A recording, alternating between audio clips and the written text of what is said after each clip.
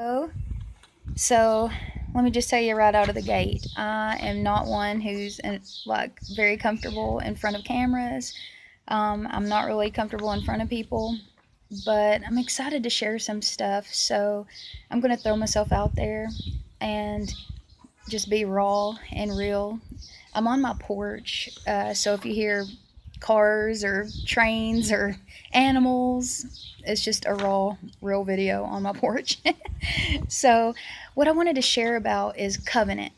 Like, I feel like there's a lot of Christians who don't understand what covenant we're in. There's a lot of mixture of covenants that we tend to put ourselves under. And the Lord's really been leading me into understanding covenant a lot. And it's mind blowing and amazing to see because I've lived most of my Christian walk. Now I see I've lived most of my Christian walk under a mixture of covenants because of my lack of understanding of what covenant I'm in. So I'll just get into it because I don't want to hold you guys forever. Hebrews 7. If perfection could have been attained through the Levitical priesthood being the priests of the law of Moses, and it says, indeed, the law given to the people is what established the priesthood. Why was there still a need for another priest to come? So, in other words, if perfection could have been attained through the law and through the priesthood, why was it spoken that we would need another priest to come? One in the order of Melchizedek and not in the order of Aaron. So it was declared that there would be another priest that would come that would not be in the order of Aaron. It would not be from the tribe of Levi, but it would be from the order of Melchizedek. And of course, we know that this is Jesus, this is speaking of. So, if perfection could have been attained through that first Levitical priesthood, through the law, why would we have another priest, through Melchizedek being prophesied? Um, and then it goes on, for when the priesthood is changed, the law must be changed also. The former, skipping on down to verse 18, the former regulation is set aside because it was weak and useless. The wind is blowing. So the former regulations has been set aside because it was weak and useless. Of course, the former regulation being the law of Moses. For the law made nothing perfect, and better hope is introduced, by which we draw near to God. So the former regulation is set aside, the former regulation being the law of Moses, because it's weak and it's useless, because the law could make nothing perfect. But a better hope is introduced, and this better hope, of course, being Jesus and a better covenant, is what we use to draw near to God. Skip down to verse 27. Unlike the other high priests, the Levitical high priests, Jesus doesn't need to offer sacrifices day after day, first for his own sins and then for the sins of the people. Jesus isn't like the other priests, the priests from the law of Moses. The priests from the Levitical tribe, from the law of Moses, they were people just like anyone else. So they had to go in and offer sacrifices for themselves first, and then they went back in to offer sacrifices for the people. Well, Jesus isn't like them. He didn't have to go offer a sacrifice for himself first because he was perfection. He was perfection in the law. He sacrificed for their sins once for all when he offered himself. So he didn't have to go in day after day. He didn't have to offer for himself. But he sacrificed for their sins once and for all when he offered himself. I know this is kind of a long, boring intro, but it's kind of important to understand, Jesus' priesthood versus the traditional Mosaic law priesthood. So let's go to Hebrews 8, next chapter, starting verse 6. But in fact, the ministry Jesus has received is superior to theirs. So the ministry Jesus received is superior to the ministry of the priest of the tribe of Levi, or the priest of the Moses covenant, just as he is mediator to a superior covenant. So he's a more superior priest, and he has a superior covenant that he's the priesthood of. Let me read that again because I kind of paraphrased it. There's a loud truck. All right.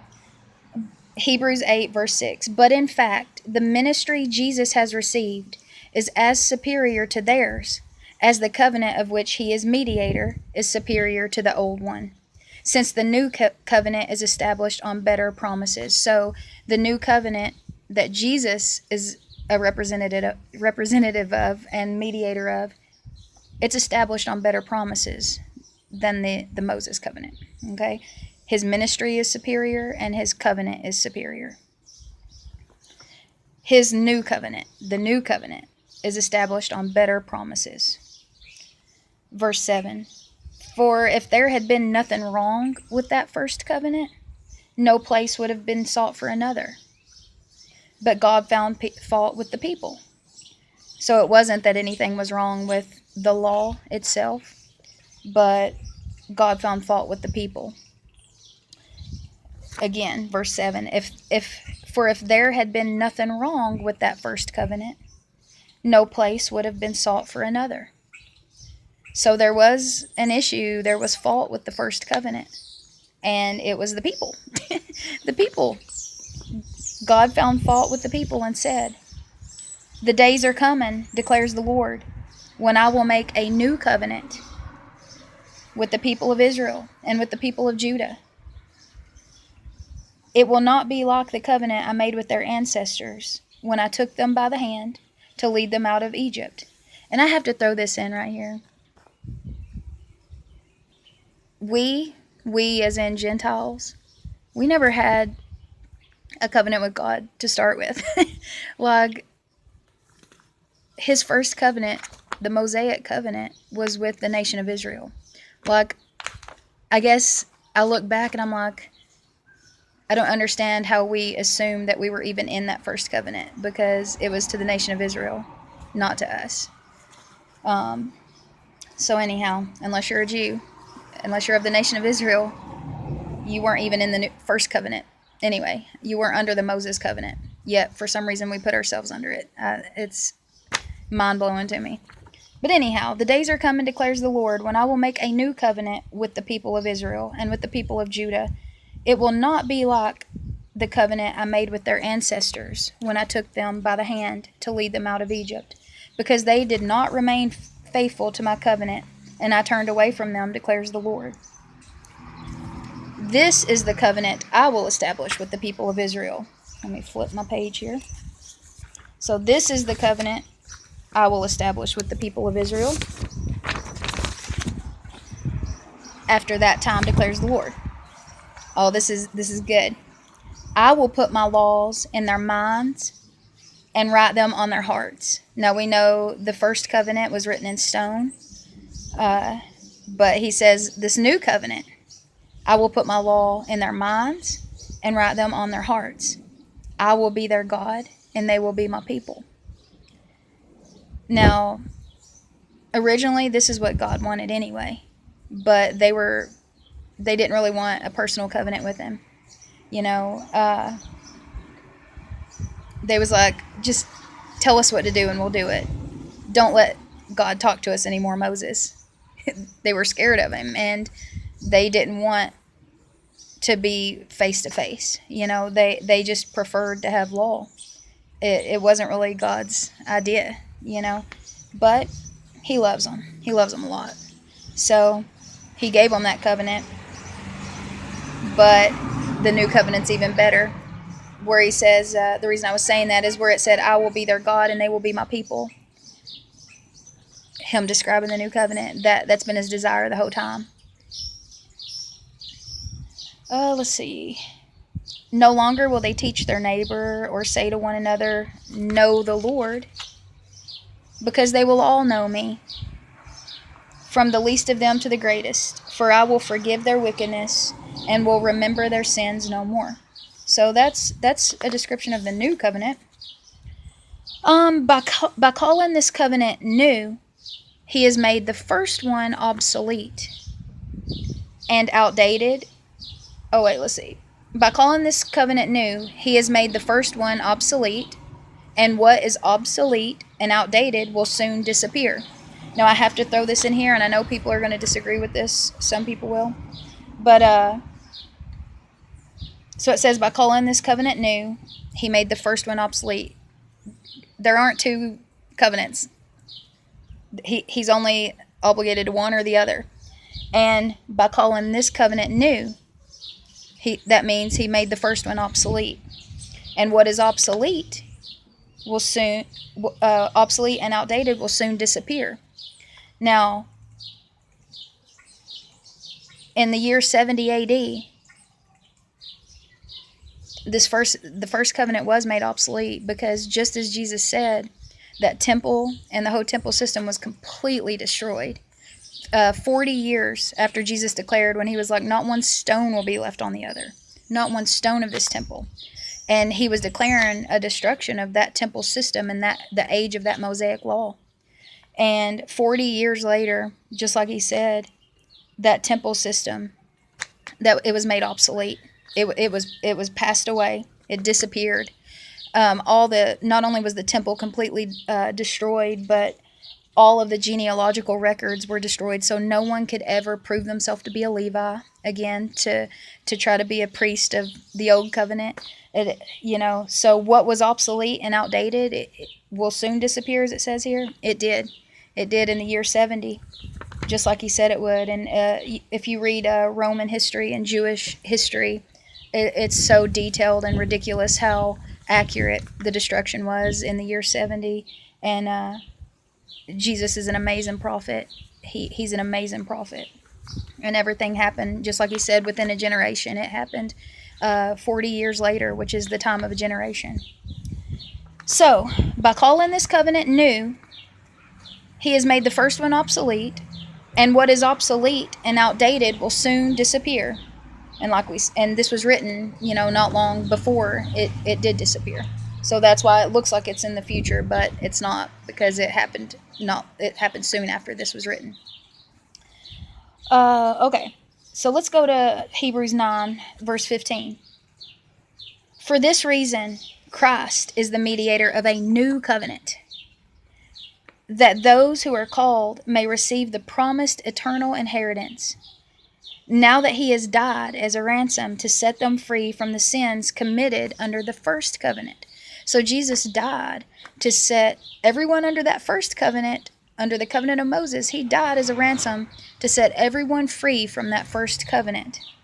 Let me read that again.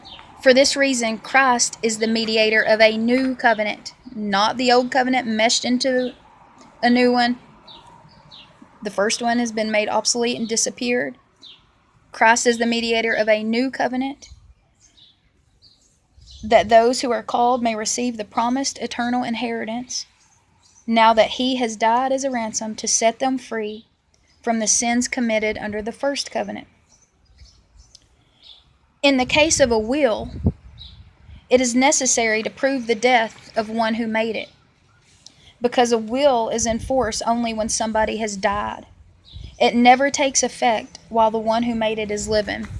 Okay, so what that's saying is, when you have a will, when someone dies and leaves a will, it's not effective until the person who made the will dies. And Jesus, the old covenant was a partnership. The Moses covenant was a partnership. And the only way to get out of that covenant was death. And that's why Jesus came as a man, and he fulfilled and died all of the human side of the old covenant, so that covenant could pass away and we could enter into a new covenant. There had to be death. There had to be death to get rid of the old covenant, and there had to be death to get into the new covenant too. Colossians 2. I hope this is making sense. I get a little nervous in front of the camera and stutter around a little, and I don't mean to drag on. I'm already almost at 15 minutes, and I meant to be shorter, but if you guys have been hungry for truth and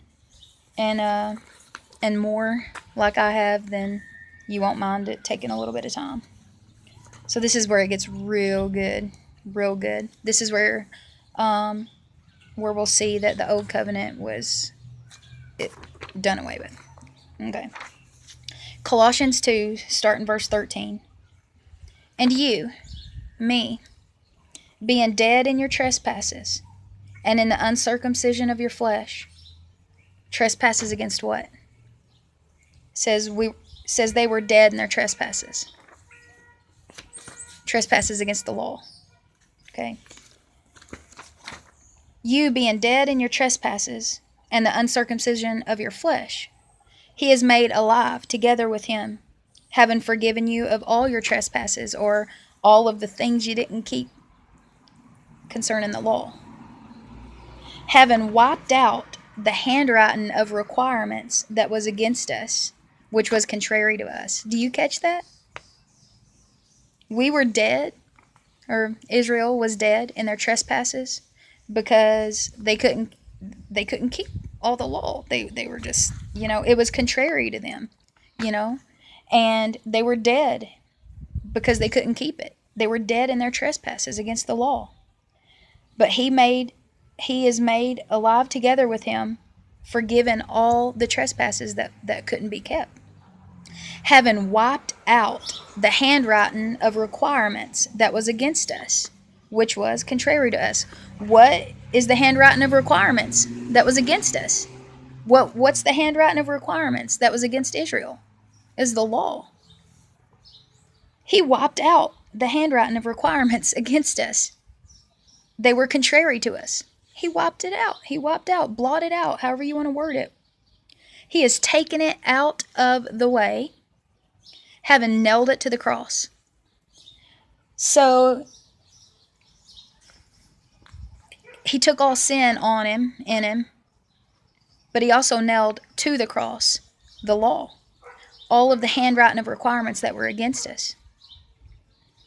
Took them out of the way, nailed them to the cross.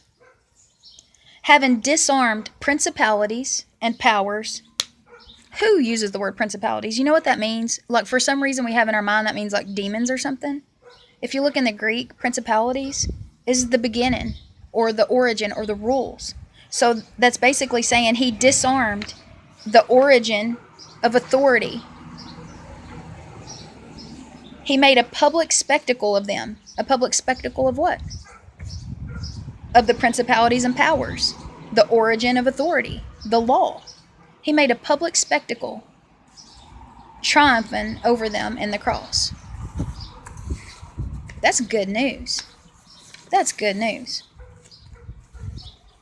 He nailed the law to the cross, getting them out of the way, blotting out all obligations to the law, all handwriting that was against us. Do this, be blessed. Do that, get cursed. All that law stuff, blotted out, took out of the way, nailed to the cross, along with our sins that he took. He got rid of all the sins by getting rid of the law. And that's too much to get into right now, but it's like Paul said, it was the law that showed him what sin even was. If there is no law, you can't break the law. So he got rid of the handwriting that was against us. And I know this is contrary to religion, religious spirits and stuff. And I used to think this would be heresy, but thank God for truth. So let no one judge you. In case you don't believe me in that, in case you're like, it wasn't the law of Moses that he nailed to the cross and got out of the way. Well, the next verse.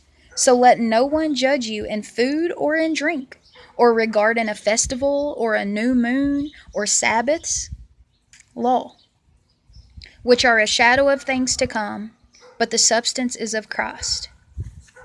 So I don't want to keep going much longer because I'm already almost at 20 minutes. But this is just good stuff. What covenant are you living under? Are you putting yourself under the covenant of Moses and the law? Or are you putting yourself in the covenant of Christ? That's why he said, eat my blood, or drink my blood and eat my flesh. That he was breaking covenant. That's what communion is all about. He was basically, this is why they struggled so much with eat my flesh and drink my blood.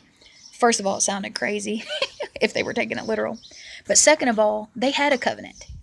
They had a covenant with Moses. And Jesus was basically asking them to break their covenant with Moses, to cheat on Moses and enter covenant with him by partaking of his flesh and blood, because he was the sacrifice. He was the death to bring a close to the old covenant and bring the beginning of the new covenant.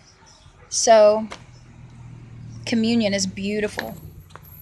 So I will let you go here, and there's so much more that I want to get into and want to talk about, but that'll be all for now. And I know this probably opens a million cans of worms, but I plan to get into a lot of can of worms.